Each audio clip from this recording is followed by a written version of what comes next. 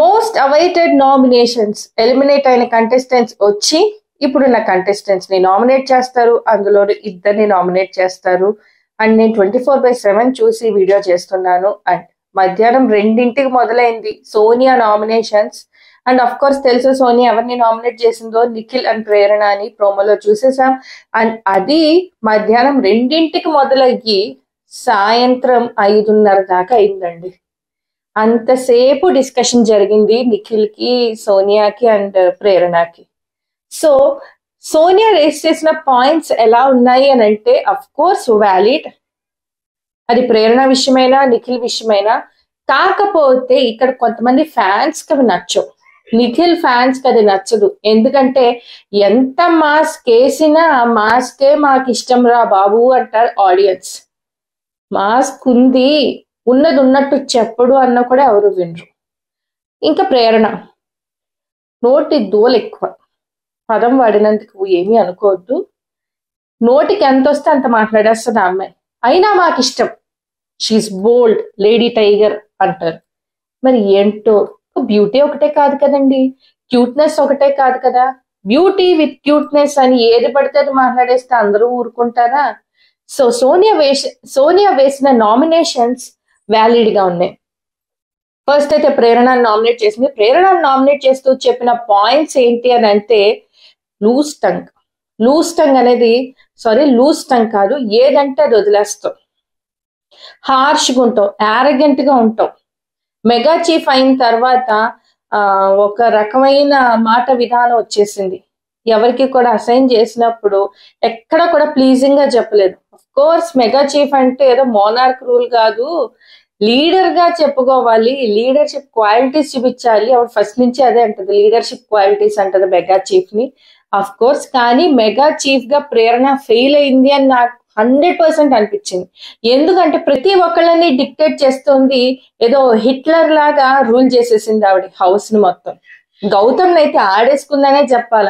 So ఎక్కడెక్కడ ఎలాంటి పదాలు వాడిందో కూడా సోనియా రేస్ చేసింది. ఇర్రెస్పాన్సిబుల్ అంటావు, క్యారెక్టర్లెస్ అంటావు, నువ్వు అసలు చాలా చాలా పదాలు వాడేస్తావు, ఇవన్నీ కూడా వాడేస్తావు. సో ఆ నోరు తగ్గించుకోవట్లేదు నువ్వు. అదే సేమ్ పాయింట్ పైన ఎన్నాళ్ళు ఎంతమంది చెప్పాలి నీకు, మారవా? సో దీనికి ప్రేరణ ఇచ్చిన ఎక్స్ప్లెనేషన్ అయితే ఎక్కడి నుంచి అక్కడ తెచ్చి, అక్కడి నుంచి ఇక్కడ తెచ్చి, వామ్మో అసలు తలా తోకలేదు ఈ అమ్మాయి చెప్పిన ఎక్స్ప్లెనేషన్ కి ఎక్కడా కూడా. ఫుడ్ విషయం సెన్సిటివ్ అన్నప్పుడు మరి నిఖిల్ ఎగ్ దోశ ఒకటి వేసుకుంటే నీకేంటి ఇబ్బంది? సో సీతాఫల్ గురించి అంత రాద్ధాంతం చేయడం అవసరమా? ఓకే, సీతాఫల్ గౌతమ్ తిన్నాక తినేసాడు, నువ్వు ఇంకేం చేయలేవు, దానికి సిగ్గు లేదా, అది ఇది అని మాటలు వదిలేసావు. మరి అప్పుడు తను నిన్ను టెస్ట్ చేయడానికి అలా చేసాడేమో, ఆ సిచ్యువేషన్ నువ్వు ఎలా బిహేవ్ చేస్తావో అలా టెస్ట్ చేసాడేమో. మరి దాన్ని ఎందుకు ఇంత ఆరగెంట్ గా చూపించావు? సో తప్పు కదా. అండ్ ఇక్కడ నాకు ఇంకొక మాట యాడ్ చేయాలనిపించింది. ప్రేరణ కొన్ని పదాలు అయితే వదిలేసింది సీతాఫల్ తిన్నాక గౌతమ్ గారి పైన. సీతాఫలాలు అయితే మళ్ళీ రిటర్న్ బ్యాక్ వచ్చి వాళ్ళ బ్రదర్ తీసుకొస్తే అవి రిటర్న్ వచ్చి అందరూ తిన్నారే. మరి ప్రేరణ గౌతమ్ అన్న మాటలు వెనక్కి తీసుకుంటుందా? సిచ్యువేషన్లు ఇష్టం వచ్చినట్టు మాటలు వదిలేస్తుంది కానీ ఆ మాటలు వెనక్కి తీసుకుంటుందా? అండ్ ఇవాళ సోనియాతో కూడా చాలా రూడ్ గా మాట్లాడింది, చాలా అరోగెంట్ గా మాట్లాడింది. ఆ అమ్మాయికి నిజంగా భలే అసలు ఫుల్ యాటిట్యూడ్ గా ఉంటది. ప్రేరణ ఎప్పుడు కూడా తగ్గదు అమ్మాయి. అండ్ ఇంకొక 2 పాయింట్స్ చెప్పింది సోనియా ఏంటంటే, నబీల్ కి పనిష్మెంట్ ఇచ్చావు, అది కామెడీ చేయమని, సో కామెడీ ఫన్ క్రియేట్ చేయమని. గౌతమ్ కి పనిష్మెంట్ ఇచ్చావు, అంత సీరియస్ గా డిషెస్ ని వాష్ చేయమని 1 వీక్. సో ఏంటి రెండు? ఇది బయాస్డ్ గా ఉంది. అక్కడ నబీల్ ఫుడ్ తిన్నాడు, గౌతమ్ ఫుడ్ తిన్నాడు. యాక్చువల్ గా చెప్పాలంటే నబీల్ బిగ్ బాస్ తినద్దు అన్న తిన్నాడు. అండ్ ఇక్కడ గౌతమ్ ఆవిడ తినద్దు అన్న కూడా ఒకటి వదిలేసి తిన్నాడు. ఇద్దరిది తప్పే. అక్కడ బిగ్ బాస్ రూల్ బ్రేక్ చేశాడు ఏకంగా నబీల్. అదే ఇంకా కొంచెం పెద్ద పనిష్మెంట్ ఇవ్వాలి. ఇక్కడ గౌతమ్ మెగా చీఫ్ కి ఒక్కటే రెస్పెక్ట్ లేకుండా తినేసాడు. ఆఫ్ కోర్స్ మళ్ళీ సీతాఫలాలు వచ్చినాయి, అందరూ శుభ్రంగా తిన్నారు. అండ్ వీటన్నిటికీ కూడా ప్రేరణ ఒక డ్రాగ్ చేసి చాలాసేపు అయితే ఎక్స్ప్లెనేషన్ ఇచ్చింది, ఎక్కడా కూడా పాయింట్ ని కట్ చేయలేదు. నాకు చెప్పు అంటా ఉంది. అండ్ మధ్యలో అక్క అన్న పదం ఒకటైతే వచ్చింది. ఇక్కడ నాకైతే ఆ ప్రేరణ అసలు నచ్చలేదండి. అక్క చెప్పు అనండి. అసలు అక్క అన్న పదాన్నే బిగ్ బాస్ అసలు బ్యాన్ చేసేది, అదో పెద్ద బూత్ లా కనిపిస్తుంది అందరికి. పైపెచ్చేదాన్ని కవరింగ్ నిఖిల్ పర్సెప్షన్ లో చెప్పాను కదా, అమ్మాయి పిచ్చి బుచ్చిగా వాదన చేస్తుంది 24/7 లో. నిఖిల్ పర్సెప్షన్ లో చెప్పానండి. అసలు నిఖిల్ టాపిక్ ఎక్కడుంది? ఈవిడనింది నిఖిల్కి నేను అక్కనో కాదా తర్వాత తెలుద్దాం, ఫస్ట్ నువ్వు నన్ను అక్క అని ఎందుకు అన్నావు. Yes, very good stand by Sonia. Sorry చెప్పించుకుంది. అండ్ సారీ ఇది కూడా ఒక సింపతి క్రియేట్ అయిపోద్దండి ఆడియన్స్ లో. తప్పులు చూడరు, సింపతికి అయితే మాత్రం మన ఆడియన్స్ భలే పడిపోతారు. తప్పులు కన్నా మాస్క్ వేసుకున్న వాళ్ళు భలే నచ్చుతారు నిజాలు మాట్లాడే వాళ్ళకన్నా. ఇది కొంచెం హర్టింగ్ గా ఉండొచ్చు. And Nikhil fans, Prerana fans assembly అయిపోయి కమెంట్స్ విపరీతంగా పెట్టేసుకోండి, ఏం ఇబ్బంది లేదు. అండ్ ఇదైతే ఈవెన్ డిఫెండ్ చేసుకుంటున్నప్పుడు గౌతమ్ కూడా వచ్చారు. గౌతమ్ టాపిక్ వచ్చింది కాబట్టి గౌతమ్ వచ్చిన వాగు అక్కడ అని గౌతమ్ ని కూడా విదిలించేస్తుంది. అసలు మాట తీరు భలే స్ట్రాంగ్ గా అమ్మాయికి విసిరేస్తుంది.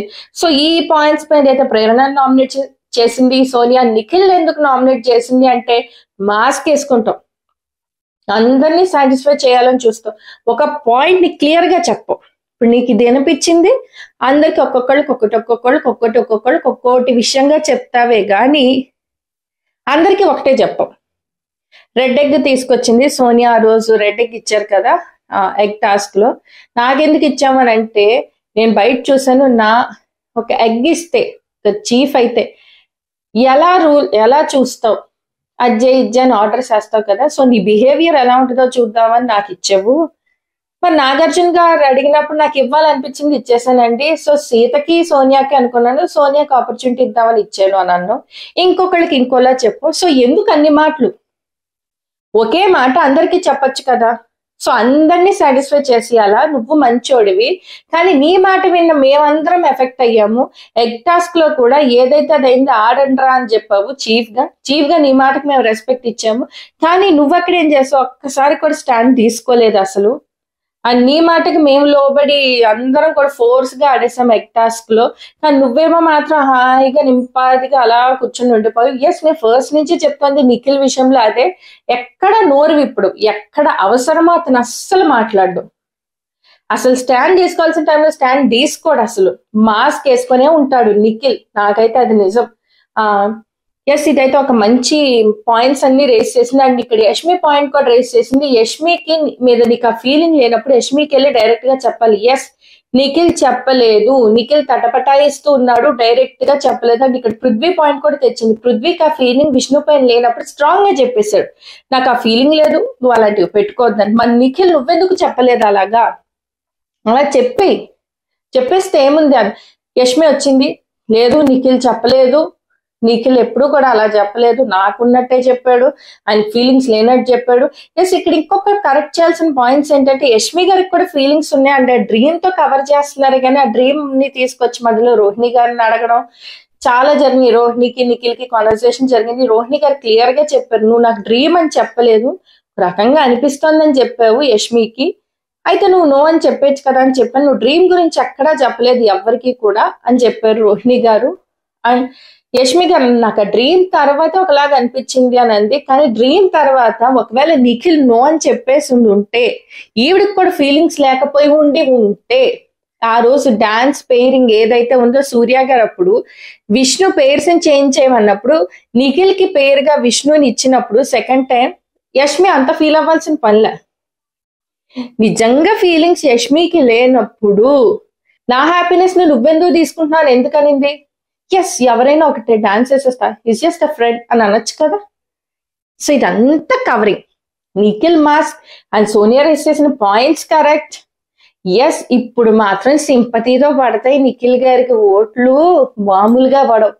అండ్ ఇవాళ నామినేట్ అయిన కంటెస్టెంట్స్ లిస్ట్ మాక్సిమం ఏంటి అని అంటే నిఖిల్, ప్రేరణ, పృథ్వీ, యష్మి, నబిల్, 5గురు అయితే మ్యాక్స్ నామినేషన్స్ లోకి వచ్చేసారు. ఇంకా చూద్దాం ఎవరు ఎలిమినేట్ అవుతారు అనేది. సో మీ ఫేవరెట్ కంటెస్టెంట్స్ కి అయితే ఓటు వేసేయండి. ఎలిమినేట్ అయిన కంటెస్టెంట్స్ ఒక్కొక్కరుగా వచ్చి నామినేట్ చేసేస్తున్నారు. ఎస్, మంచి పాయింట్స్ రేస్ చేస్తున్నారు. ఇదైతే మంచి మంచి మంచి స్టెప్ బిగ్ బాస్ నుంచి. ఎందుకంటే ఒక గ్రూప్ ప్లేని అవాయిడ్ చేశారు ఈ నామినేషన్స్ లో. ఎస్, మీకేమనిపించిందో కూడా కమెంట్ చేసేయండి. అండ్ నా ఛానల్ ని సబ్స్క్రైబ్ చేసుకునే వాళ్ళు ఉంటే సబ్స్క్రైబ్ చేసుకోండి, లైక్ చేయండి, షేర్ చేయండి, అండ్ కమెంట్ చేసేయండి.